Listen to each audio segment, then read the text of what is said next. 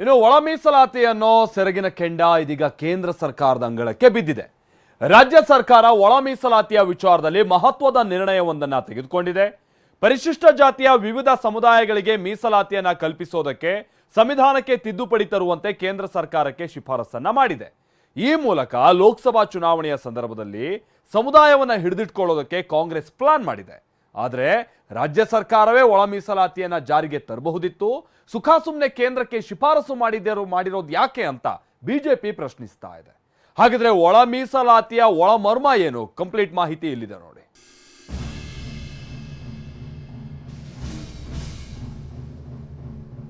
ನೂರ ಒಂದು ಜಾತಿಗಳ ಶೆಡ್ಯೂಲ್ ಕಾಸ್ಟ್ ಲಿಸ್ಟ್ ಅಲ್ಲಿ ಅವರ ಹಿತ ಕಾಪಾಡೋದಕ್ಕೆ ನಾವು ನಮ್ಮ ರೆಕಮೆಂಡೇಶನ್ ಕಳಿಸಿದ್ದೇವೆ. ಸದಾಶಿವ ಆಯೋಗಕ್ಕೂ ಇಂಟರ್ನಲ್ ರಿಸರ್ವೇಶನ್ ಇಲ್ಲ. ಭಾರತ ಸರ್ಕಾರಕ್ಕೆ ಶಿಫಾರಸು ಮಾಡುವುದಂತ ಎಂತ ಮೋಸದಾಟ. ಒಳ ಮೀಸಲಾತಿ ಯಾವ ಪಕ್ಷವೇ ಇರಲಿ, ಯಾವುದೇ ಸರ್ಕಾರವೇ ಇರಲಿ, ಒಳ ಮೀಸಲಾತಿ ಅನ್ನೋದು ಕೈಯಲ್ಲಿ ಹಿಡಿದುಕೊಂಡ ಕೆಂಡದಂತೆ. ಕಳೆದ ವಿಧಾನಸಭೆ ಚುನಾವಣೆ ವೇಳೆ ಒಳ ಮೀಸಲಾತಿ ವಿಚಾರ ರಾಜಕೀಯ ಅಸ್ತ್ರ ಆಗಿತ್ತು. ಇದೀಗ ಲೋಕಸಭಾ ಚುನಾವಣೆ ಹೊತ್ತಲ್ಲಿ ಮತ್ತೆ ಒಳ ಮೀಸಲಾತಿ ಸದ್ದು ಮಾಡಿದೆ. ಕೇಂದ್ರಕ್ಕೆ ಒಳ ಮೀಸಲಾತಿ ಚೆಂಡು ಎಸೆದಿರುವಂತ ಕಾಂಗ್ರೆಸ್ ಲೋಕ ಅಖಾಡ ಗೆಲ್ಲಲು ದಾಳ ಉರುಳಿಸಿದೆ. ಲೋಕ ಸಮರಕ್ಕೆ ಕಾಂಗ್ರೆಸ್ ಒಳ ಮೀಸಲಾತಿ ಅಸ್ತ್ರ. ಕೇಂದ್ರ ಸರ್ಕಾರದ ಅಂಗಳಕ್ಕೆ ಒಳ ಮೀಸಲಾತಿ ಚೆಂಡು. ಪರಿಶಿಷ್ಟ ಜಾತಿ ಪಟ್ಟಿಯಲ್ಲಿರುವ 101 ಉಪಜಾತಿಗಳಿಗೆ ಒಳ ಮೀಸಲಾತಿ ಕಲ್ಪಿಸೋದಕ್ಕೆ ಸಂವಿಧಾನ ತಿದ್ದುಪಡಿ ಮಾಡುವಂತೆ ಕೇಂದ್ರ ಸರ್ಕಾರಕ್ಕೆ ಶಿಫಾರಸು ಮಾಡಲು ರಾಜ್ಯ ಸಂಪುಟ ಸಭೆ ನಿರ್ಧರಿಸಿದೆ. ಈ ಮೂಲಕ ಲೋಕಸಭಾ ಚುನಾವಣೆ ಸಂದರ್ಭದಲ್ಲಿ ಒಳ ಮೀಸಲಾತಿ ನೊಗವನ್ನ ಕೇಂದ್ರದ ಹೆಗಲಿಗೆ ಹೊರಿಸುವ ಮೂಲಕ ಕಾಂಗ್ರೆಸ್ ಹೊಸ ದಾಳವನ್ನ ಉರುಳಿಸಿದೆ. ಈ ಲಿಸ್ಟ್ ಅಲ್ಲಿ ಯಾರನ್ನು ಹೊರಗಡೆ ಬಿಡೋ ಪ್ರಶ್ನೆ ಇಲ್ದೇನೆ ಬ್ಯಾಕ್ವರ್ಡ್ನೆಸ್ ಅನ್ನ ಗಮನದಲ್ಲಿಟ್ಕೊಂಡು ಆರ್ಟಿಕಲ್ 341(3)ಗೆ ಅಮೆಂಡ್ಮೆಂಟ್ ಮಾಡಿ ಅಂತೇಳಿ ಕೇಂದ್ರ ಸರ್ಕಾರಕ್ಕೆ ಕ್ಯಾಬಿನೆಟ್ ತೀರ್ಮಾನ ಮಾಡಿ ನಾವು ನಮ್ಮ ರೆಕಮೆಂಡೇಶನ್ ಕಳಿಸಿದ್ದೇವೆ. ಹಾಗಾದ್ರೆ ಏನಿದು ಒಳ ಮೀಸಲಾತಿ ಹೋರಾಟ? ಹಿಂದಿನ ಬಿಜೆಪಿ ಸರ್ಕಾರ ತೆಗೆದುಕೊಂಡಿದ್ದ ನಿರ್ಧಾರ ಏನು? ಕಾಂಗ್ರೆಸ್ ಹೂಡಿರೋ ದಾಳ ಎಂಥದ್ದು ಅನ್ನೋ ಪಿನ್ ಟು ಪಿನ್ ಮಾಹಿತಿಯನ್ನ ತೋರಿಸ್ತೀವಿ ನೋಡಿ. ಸದ್ಯ ಎಸ್ಸಿ ಸಮುದಾಯಕ್ಕೆ ನೀಡಲಾಗ್ತಾ ಇರುವ ಮೀಸಲಾತಿಯಲ್ಲಿ ಮಾದಿಗ ಸಮುದಾಯಕ್ಕೆ ಅನ್ಯಾಯವಾಗ್ತಾ ಇದೆ ಅಂತ ದಶಕಗಳಿಂದ ಹೋರಾಟ ನಡೀತಾ ಇದೆ. ಹೀಗಾಗಿ ಕಳೆದ ವಿಧಾನಸಭಾ ಚುನಾವಣೆ ಹೊತ್ತಲ್ಲಿ ಒಳ ಮೀಸಲಾತಿ ಅಸ್ತ್ರ ಬಳಸಿಕೊಂಡಿದ್ದ ಕಾಂಗ್ರೆಸ್ ಅಧಿಕಾರಕ್ಕೆ ಬಂದ್ರೆ ಮೊದಲ ಕ್ಯಾಬಿನೆಟ್ ಮೀಟಿಂಗ್ ನಲ್ಲೇ ಒಳ ಮೀಸಲಾತಿ ಜಾರಿ ಸಂಬಂಧ ನಿರ್ಧಾರವನ್ನ ತೆಗೆದುಕೊಳ್ಳೋದಾಗಿ ಚಿತ್ರದುರ್ಗದಲ್ಲಿ ನಡೆದ ಎಸ್ಸಿ ಎಸ್ಟಿ ಸಮಾವೇಶದಲ್ಲಿ ಘೋಷಣೆ ಮಾಡಿತ್ತು. ಇದಕ್ಕೆ ಟಕ್ಕರ್ ಕೊಟ್ಟಿದ್ದ ಅಂದಿನ ಬಿಜೆಪಿ ಸರ್ಕಾರ ನ್ಯಾಯಮೂರ್ತಿ ಸದಾಶಿವ ಆಯೋಗದ ವರದಿಯನ್ನೇ ಅಪ್ರಸ್ತುತ ಅಂತ ಹೇಳಿ ಮುಕ್ತಾಯಗೊಳಿಸಿತ್ತು. ಜೊತೆಗೆ ವರದಿಯ ಅಂಕಿ ಅಂಶಗಳನ್ನೇ ಆಧಾರವಾಗಿಟ್ಕೊಂಡು ಮೀಸಲಾತಿಯನ್ನ ವರ್ಗೀಕರಣ ಮಾಡಿ ಕೇಂದ್ರಕ್ಕೂ ಕಳಿಸ್ಕೊಟ್ಟಿತ್ತು. ಹೀಗಾಗಿ ಇಂದಿನ ಕಾಂಗ್ರೆಸ್ ಸರ್ಕಾರಕ್ಕೆ ನ್ಯಾಯಮೂರ್ತಿ ಸದಾಶಿವ ಆಯೋಗದ ವರದಿಯನ್ನ ಯಥಾವತ್ತಾಗಿ ಜಾರಿ ಮಾಡೋದಕ್ಕೆ ಕಾನೂನಾತ್ಮಕವಾಗಿ ಮತ್ತು ತಾಂತ್ರಿಕವಾಗಿ ಸಾಧ್ಯ ಇಲ್ಲ.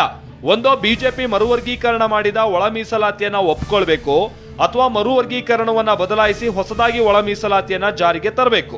ಹೀಗಾಗಿ ಇವತ್ತು ಕೂಲಂಕುಷವಾಗಿ ಚರ್ಚೆ ಮಾಡಿದ ಸಚಿವರು ಒಂದು ಮಹತ್ವದ ನಿರ್ಣಯವನ್ನ ತೆಗೆದುಕೊಂಡಿದ್ದಾರೆ. ಒಳ ಮೀಸಲಾತಿಯನ್ನ ಜಾರಿಗೆ ತರಬೇಕು ಅಂದ್ರೆ ಅದಕ್ಕೆ ಸಂವಿಧಾನದ ತಿದ್ದುಪಡಿ ಅಗತ್ಯ. ಸಂವಿಧಾನದ ತಿದ್ದುಪಡಿಯನ್ನ ಮಾಡೋದಕ್ಕೆ ರಾಜ್ಯ ಸರ್ಕಾರಕ್ಕೆ ಅಧಿಕಾರ ಇಲ್ಲ. ಹೀಗಾಗಿ ಸಂವಿಧಾನದ ತಿದ್ದುಪಡಿಯನ್ನ ಮಾಡಲು ಕೇಂದ್ರ ಸರ್ಕಾರಕ್ಕೆ ಶಿಫಾರಸು ಮಾಡಿ ರಾಜ್ಯ ಸಚಿವ ಸಂಪುಟ ನಿರ್ಣಯವನ್ನ ತೆಗೆದುಕೊಂಡಿದೆ. ಕೇಂದ್ರ ಸರ್ಕಾರ ನಿರ್ಧಾರ ತೆಗೆದುಕೊಳ್ಳೋ ತನಕ ಹೋರಾಟ ಮಾಡೋದಾಗಿ KH ಮುನಿಯಪ್ಪ ಹೇಳಿದ್ದು ಈ ಮೂಲಕ ಲೋಕಸಭೆಗೆ ಬಾಣ ಬಿಟ್ಟಂತಿದೆ.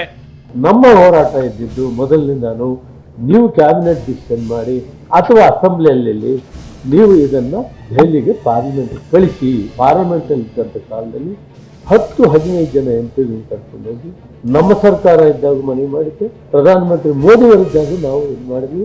ಹಾಗಾದ್ರೆ ಅದ್ಯಾವ ಸಂವಿಧಾನ ತಿದ್ದುಪಡಿಗೆ ಕಾಂಗ್ರೆಸ್ ಶಿಫಾರಸು ಮಾಡಿದೆ ಅಂತ ನೋಡೋದಾದ್ರೆ ಸಂವಿಧಾನ 341ಕ್ಕೆ ಕ್ಲಾಸ್ 3 ಸೇರಿಸೋದಕ್ಕೆ ಕೇಂದ್ರ ಸರ್ಕಾರಕ್ಕೆ ಸಂಪುಟ ಶಿಫಾರಸು ಮಾಡಿದೆ.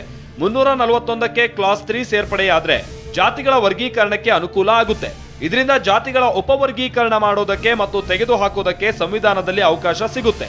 ಹೀಗಾಗಿ ಭೋವಿ ಮತ್ತು ಬಂಜಾರ, ಕೊರಮ, ಕೊರಚ ಜಾತಿಗಳನ್ನ ಹಾಗೆಯೇ ಉಳಿಸಿಕೊಂಡು ಉಳಿದ ಸಮುದಾಯಗಳನ್ನು ಮುಂದುವರಿಸುವಂತೆ ಕೇಂದ್ರ ಸರ್ಕಾರಕ್ಕೆ ಶಿಫಾರಸು ಮಾಡೋದಕ್ಕೆ ಸಚಿವ ಸಂಪುಟ ಅನುಮೋದನೆಯನ್ನ ನೀಡಿದೆ.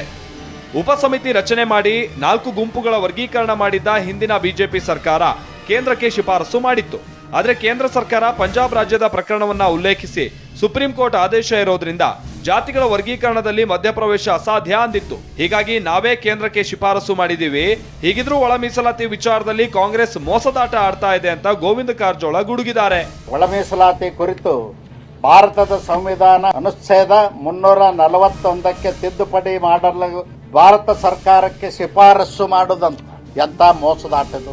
ಸುಪ್ರೀಂ ಕೋರ್ಟ್ ಜಜ್ಮೆಂಟ್ ಆಗಿದೆ, ರಾಜ್ಯ ಸರ್ಕಾರಕ್ಕೆ ಅಧಿಕಾರ ಇದೆ, 341ಕ್ಕೆ ತಿದ್ದುಪಡಿ ಅವಶ್ಯ ಇಲ್ಲ ಅಂತ ಹೇಳಿ. ಅದೇನೇ ಇದ್ರೂ ಲೋಕಸಭಾ ಚುನಾವಣಾ ಹೊತ್ತಲ್ಲಿ ಒಳ ಮೀಸಲಾತಿ ವಿಚಾರ ಕೇಂದ್ರದ ಅಂಗಳವನ್ನ ಪ್ರವೇಶಿಸಿದಂತಾಗಿದೆ. ಕೇಂದ್ರ ಸರ್ಕಾರ ಸಂವಿಧಾನ ತಿದ್ದುಪಡಿ ಮಾಡದ ಹೊರತು ಒಳ ಮೀಸಲಾತಿ ಜಾರಿ ಸಾಧ್ಯ ಇಲ್ಲ ಅಂತ ಅಸ್ತ್ರ ಹೂಡಿದೆ. ಕೇಂದ್ರ ಸರ್ಕಾರ ತೀರ್ಮಾನ ಮಾಡದೆ ಹೋದ್ರೆ ಅದು ಕೇಂದ್ರದ ಜವಾಬ್ದಾರಿ ಆಗುತ್ತೆ.